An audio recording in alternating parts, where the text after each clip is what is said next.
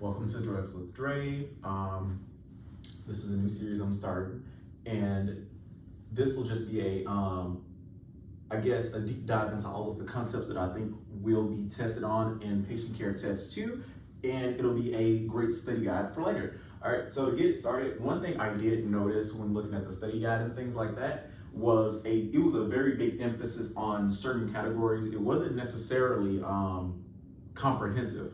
So let's start with steroids and just general information about the steroids. These are all of them listed out. The first one is beclomethasone, and the brand for that one is, of course, the Keybar inhaler. And remember that that is an inhaler because it was listed on the practice guide. Secondly is clobetasol, and remember that this one is a cream steroid. The third is desanide. The fourth is dexamethasone. And I know you're probably wondering what the star is. Those stars are usually an indicator that it's listed more than one time on the test. So I would just implore you to go back and review those drugs in detail. Then it's fluoxetine, hydrocortisone, loperamide, methylprednisolone, mometasone, prednisone, and this one right here, remember that it is the steroid dental paste. I know it sounds like it's supposed to be this one, but no, it's the one that starts with a T, toothpaste. Good little easy reminder for that. All right, and just a few overall general steroid counseling points is to apply sparingly, avoid sensitive areas, and don't wrap in bandages because nasty stuff can happen. And also, if it is an inhalation solution, rinse after use to avoid thrush. We don't want that. Clean your mouths. All right. And the most effective treatment for asthma is an inhalation corticosteroid. And we'll get into the differences between asthma and COPD a little bit later, but that's just, I wanted that to be differentiated. And this is just a point for Narcan, which is NAR can save a life. Opioid analgesics target the mu receptor, because I know it's going to be a question on there that's either like mu, 2, alpha, beta. It's MU like a cow. Whatever.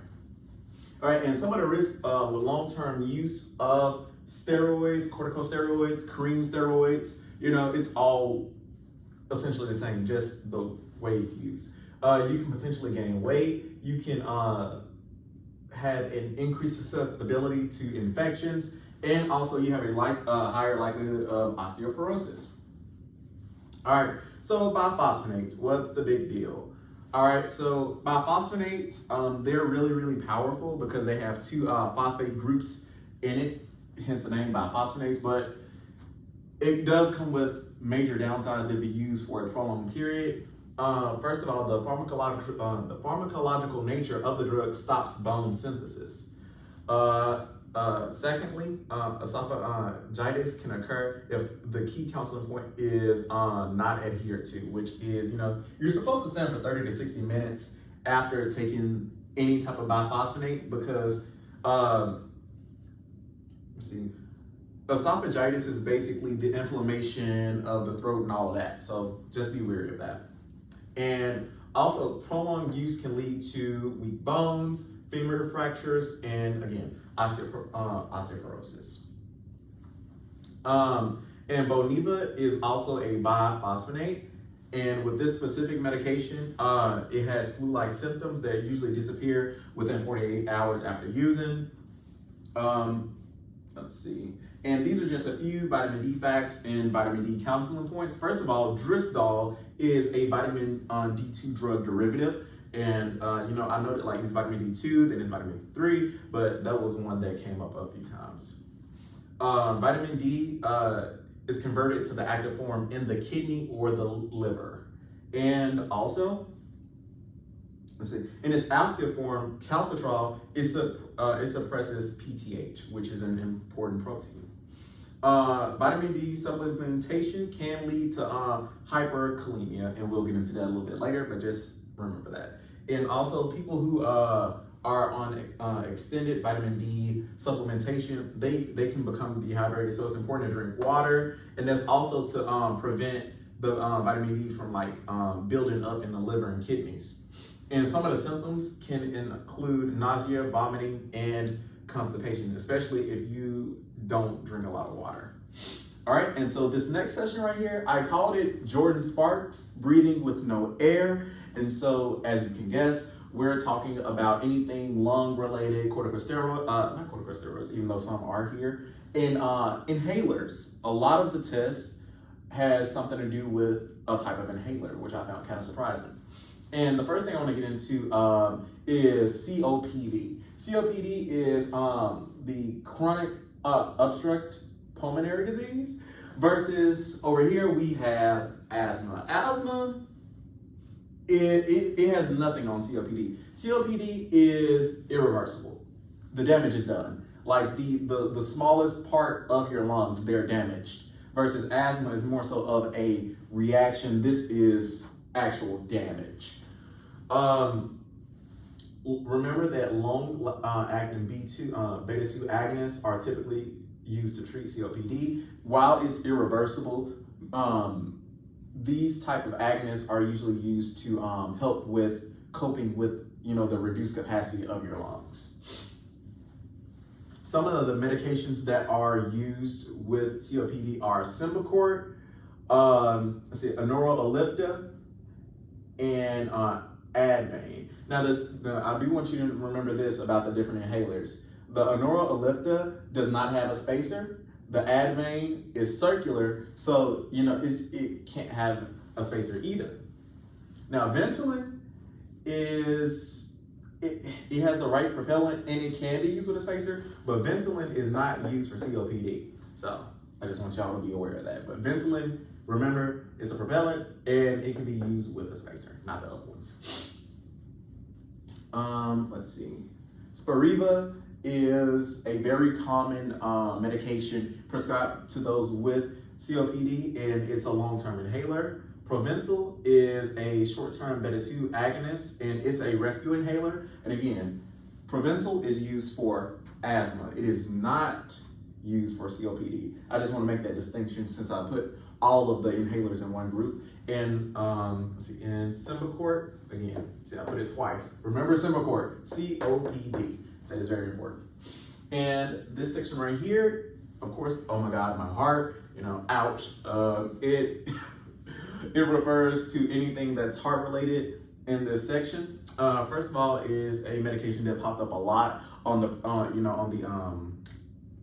practice Quizlet or whatever it was, digoxin. It is prescribed to those with congenital heart failure. The method of action is that it inhibits the sodium-potassium ATP-PACE pump. And the side effects include nausea, vomiting, and vision impairment. The second one is propafenone or Rhythmol. It is ironically an antiarrhythmic medication. It is a CCB or calcium channel blocker, and it slows the depolarization in fast AP cells. Now it's gonna trick you on the test because this exact question is gonna say something like slows. It's gonna be like slows or speeds up depolarization in either fast or slow AP cells. Remember that it slows depolarization in fast AP cells, so very tricky. And the side effects include things such as dizziness and palpitations, and it does have a black box warning of pro-arrhythmic potential. So basically that means that it can make the arrhythmia worse. So that's an important key counseling point too. And these three, they're equivalents, just different brands. I like to remember them by CAP, like CAP, like you're capping right now.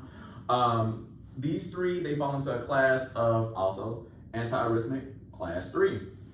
And with class 3 antiarrhythmics, they block calcium channels and they also prolong action potentials. So, just do a little bit of research on those 3 medications just to make sure you're aware of everything about them because they're going to be on the test. Now, warfarin, look up warfarin. Warfarin will be on the test in one way or another, and it can be for multiple questions.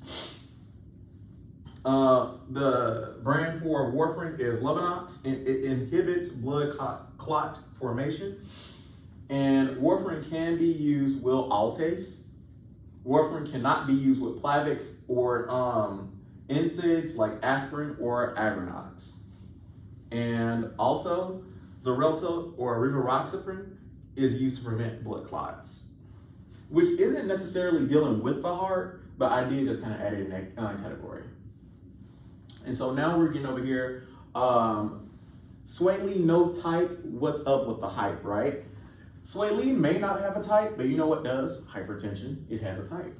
All right, so stage 1 hypertension, the systolic range for that is 130 to 139. The diastolic is 80 to 89. An example I put right here is 132 over 87. You could even have 139 over 89, and that is still technically stage 1.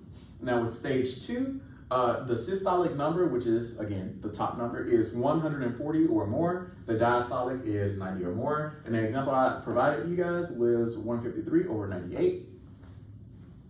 All right, and so apoetin alpha is contradicted in those with hypertension, and it can be refrigerated or kept at room temperature. And apoetin alpha, it absolutely needs iron to function. And I remember I pulled this from an actual question. So remember that apoetin alpha absolutely needs iron to function. Let's see. Hydralazine is used for high blood pressure as well, which inevitably that leads, that high blood pressure and hypertension go hand in hand. So, the brand for hydralazine is apresilene. The method of action is it relaxes the blood vessels, which, is vasodilation to lower the blood pressure. Hydralazine can, in fact, be taken with the grapefruit juice. We know that some medications don't do well with, juices, especially grapefruit juice. It's just, on the attack. But the thing with hydralazine or apresilene is that it can cause lupus, erythromemosis or something like that, and which basically is an inflammatory disease in the throat. I looked it up just to make sure. In alpha-2 agonists, that's what you're gonna see is mainly the group used to treat hypertension. And drugs such as Catapres or the brand Intenib are alpha-2 agonists. Let's see, and hypertension can rebound with this specific drug if abruptly stopped. But that's usually a generalization of the whole group. All right, and just so you'll know, hyperkalemia is too much potassium, and hypo means not enough. And so how I like to think about it as far as like drugs is, the hype is trimary, and if it's hypo, it's hydro. So hypohydrochlorothiazide, that is the medication that is contradicted for hypokalemia. And so there were a few drugs, there were quite a few diuretics listed on the test. So I went ahead and, pulled some just so you can be familiarized with the name and stuff like that. So what is a diuretic? It is any drug that increases the urine output. That is not the scientific definition, but that's just an easier way to remember what it is. Or it, that water, it pulls water. And chlorothiazide is a thiazide diuretic. Demodex is a loop diuretic.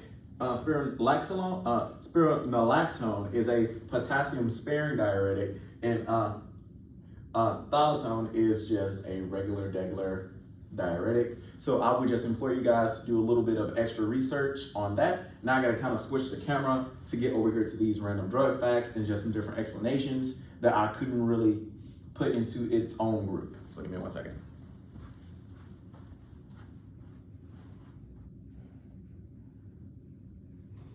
All right, so I'm just gonna move the camera right over here, so we should be good. All right, so this is Leandre's random drug facts. All right, so we're just gonna go over a few brands and their generics just to familiarize ourselves with the two. Acupril and Quinapril, the brand, oh my God, I don't know which one is brand, one is generic, you don't know. Latensin and Benazepril. Benicar is the equivalent for olmesartan.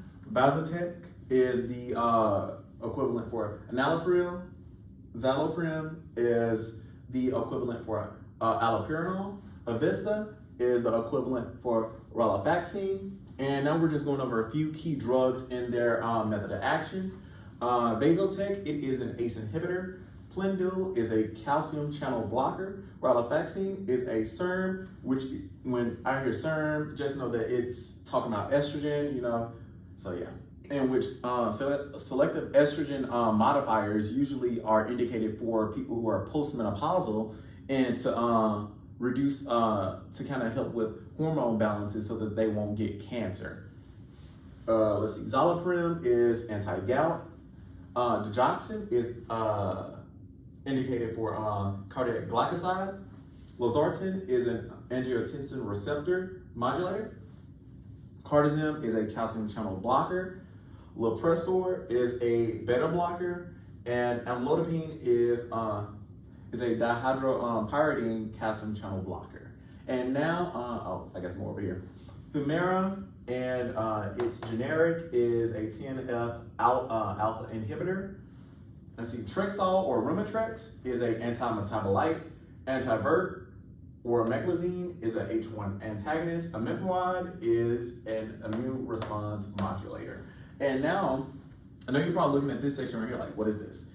These are just explanations. So diabetes and metoprolol. It is not, usually metoprolol is not recommended for people with diabetes because metoprolol can alter the function and make their readings seem as if they're normal, even if they're not. So usually it is not advised that people with diabetes are prescribed metoprolol under any conditions because it can be potentially deadly. Let's see. And just a general fact about Ultracet, it contains acetaminophen, and anything over 4,000 milligrams is considered toxic. So that's just a generalized point to know about Ultracet. Nitrostat and Viagra, they are not recommended to be taken in conjunction because the Viagra lowers your blood pressure, and you know it's you know what that's indicated for, and also nitrostat lowers your blood pressure on top of that. So it taken both in conjunction will lower your blood pressure to a point where it is very, very dangerous, and it could possibly be life-threatening. All right, so tacrolimus and grapefruit juice. Nada. Tacrolimus cannot be taken with grapefruit juice because, again, it's not indicated. It's not recommended because the grapefruit juice can actually alter the therapeutic window of tacrolimus and make it so that an otherwise therapeutic dose is like it. Let me just draw it for you. So whereas this is the original therapeutic dose, the grapefruit juice alters it, right? And brings it down to like here. And so that otherwise therapeutic dose now is the minimum lethal dose. So now it's toxic. So it is not, you can't do that. And CellCept. So usually CellCept, it's used to prevent organ rejection like we're gonna get to in a minute. But the thing is CellCept is not recommended for individuals who are pregnant because it can cause instantaneous abortions, and it can also cause birth deformities and defects in patients who are pregnant. And really, if you think about it, it makes sense because if it's actually prescribed for prevent organ rejection, it deals with the cells, and babies are developing cells, so that's why equals no pregnant people.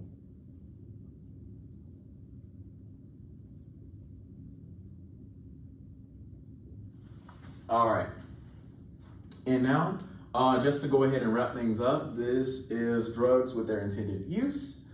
First is CellCept, which is to prevent organ rejection. Planquil or hydroxychloroquine, it is an anti-malarial. Decadron or dexamethasone is a corticosteroid, and Xarelto, it is a blood thinner. So I'll send you guys a PDF with the things I covered. There were a few that I couldn't really fit on the board, but I'll let you know. So yeah, that's what I got.